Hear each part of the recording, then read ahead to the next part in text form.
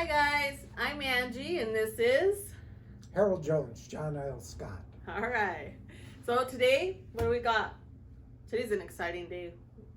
Today's been a very exciting. Matter of fact, all last week was exciting. Yes, sorry we didn't get a video last week. It was very active. There was a lot of Yes. stuff going on, a lot of happenings. So we just basically, and it's kind of like life, we just ran out of time. Yep, we couldn't even wing it. It was just, by the time we knew it, it was the end of day Friday. So one of the things that came up last week was keys and security. Huh. Did you recall that one? No, No. you don't. So anyway, when you're the seller, and we've done this before, but I'll go over it again quickly. Be sure to get all of the utilities out of your name before the property closes, so you don't get your happy shoes on and go down the yellow brick road at the end and think you got it all taken care of, and then get a bill from the power company or something later that you just paid for the new owner's past 2 months of electricity. Yeah. Yeah, we don't want that to happen, so be sure to get that taken care of. So the issue was keys. All of a sudden, the seller sell, they're packed up, they're moved, and the buyers are waiting around for keys. Okay, Well, the door key shows up, but none of the other keys show up. Are you talking about like garage door, mail key, any of it? Anything that's got a padlock or a Yeah. lock on it and has a key for it, sellers, please, little appreciation for the new buyers, help them out a bit, get all of the keys together. The issue on this particular one was the mailbox key. Yeah. And you just don't come up with one of the last time I checked, it was $30 to get a new mailbox key. I mean, I would think, do they have to rechange the locks, or do they just give you a new key? They come out, they give you a new key, but you have to go in and get all of that organized. That's not the issue. The issue is if, as the new owner, they put your mail Yeah. in the mailbox, how you going to get it? Yep. Unless you stand out there and catch the mailman, No, and the mailman's not going to.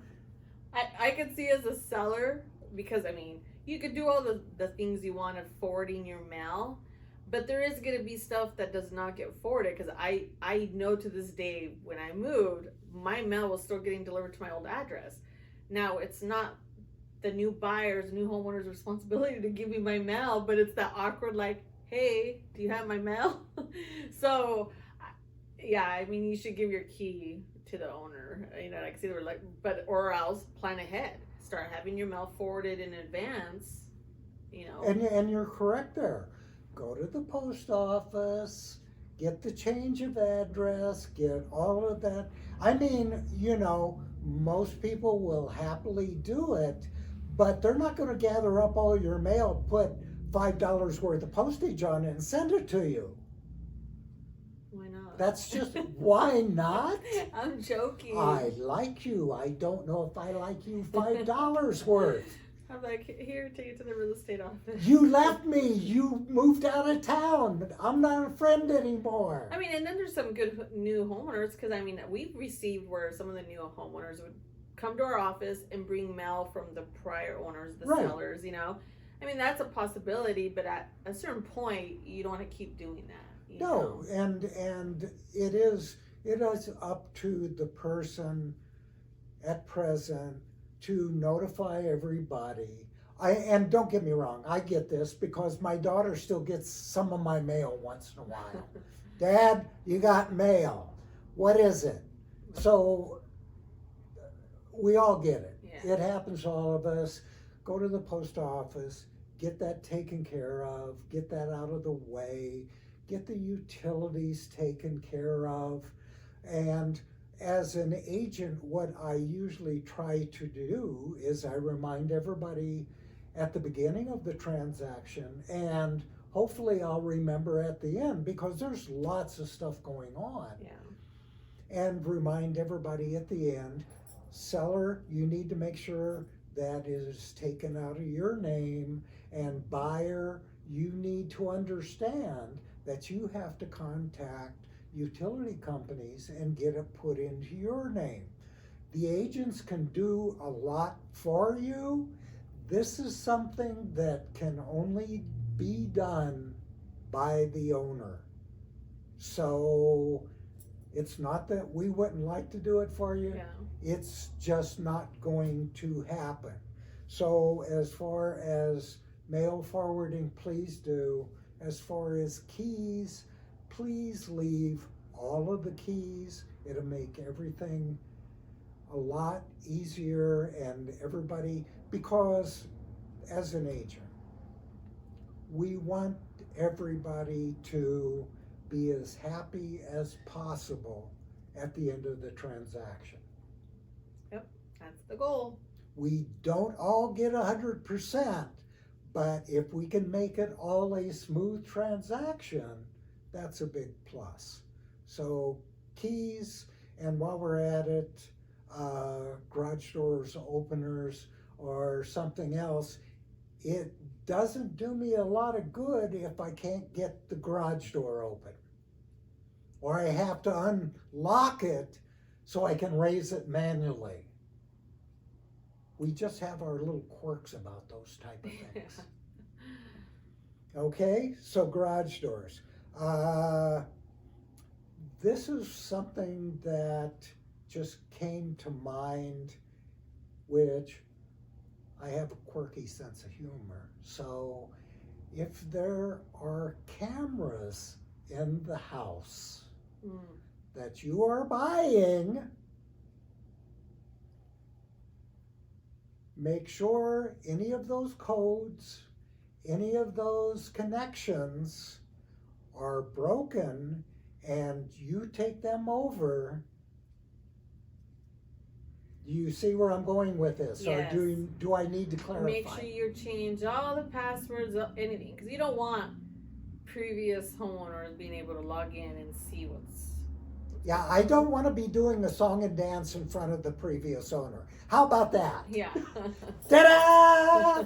So make sure, if those are left and you want to use them also, make sure that you have all the codes or what is ever necessary to get those transferred to you.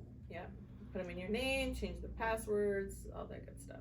Okay, the other one that I did read something about, some legal action, was the doorbell. Oh, the Ring kind of doorbell? Well, I didn't want to specify the brand, but since you already blew that up, yes, the doorbells that record, they do the video and the audio part. Yeah. Please remember, you can't do that without the other person's permission, especially the audio part. Do not record that. That's a no-no. Oh, as far as when people are coming in? Okay? Yeah, so if I'm standing on the front porch with my buyer and we're discussing the entry door looks like it's been through a war zone, no. You're gonna hear my voice. What did you say? You didn't like our front door? No, you can't do that. That'd be kind of fun. I mean, you can do that. Don't try to use it in any way, because then it's on you. Yeah. But where I was really going with that, make sure you get that code also. And anything like that, any of the security, a lot of homes have security, make sure you get the security alarm. Nothing like going to your new home, opening the door and the alarm goes off and nobody knows how to shut it off, and the police show Rip it up. off the wall. and the police show up. This happens a lot more often than you think. Wow. Maybe kind of not funny, but funny. So I'm sitting in a restaurant. I'm having my meal. It was a new Mexican restaurant, and they did something with a little too much smoke in the kitchen, and the smoke detector went off. Not a big deal, you know. Didn't interrupt anything. The waiter comes out and waves a menu, and it goes off. 10 minutes later, the fire department shows up. Make sure you have all of those codes. Make sure you have all of that under control.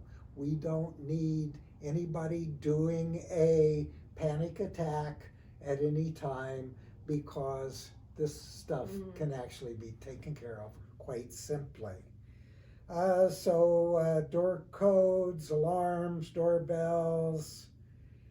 I think we got most of the security stuff covered. All Do right. you have any topics that you want to cover? I actually just want to give the PSA for what's in store for buyers starting January. Ooh, I'm all ears. I want to hear this. Go I ahead. thought you were gonna take over. No. I just want to do a little PSA for buyers that understand that starting January, just so you're not shocked, if an agent is asking you to be or to enter in a buyer's agreement with them. That's all. Just, that was never a thing. It's usually between the sellers and their agent, like a listing agreement that they would have, but it wasn't really common in the buyer's side of it. And so now with laws and stuff being put in place, just know as a buyer, don't be surprised, or you can educate yourself a little bit of what this is. And but yeah, they're buyer's agreement starting January 1st of 2024. What do you want to add to that? What should buyers expect? I think that is a subject that needs its own video. Because it's like a lot of things that the government gets involved with. It's more detailed than that. Laws have changed, and there are things that we have to do now. So that'll be probably a next video, or in the near future before the first of the year. Okay. All right? All right. Well, then than that, we just hope you guys have a great weekend. Bye. Have a good one. Bye.